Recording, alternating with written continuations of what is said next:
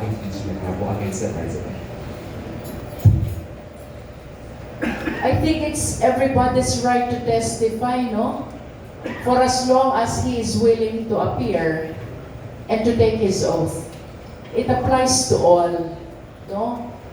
Kung itong mga intended witness is willing to come before the Justice Committee and take their oath, of course, they can testify.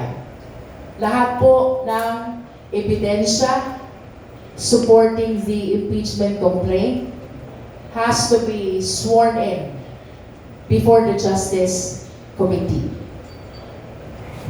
So, ibig sabihin, kung David Nangani is willing, he has to come home. Ganun. Definitely.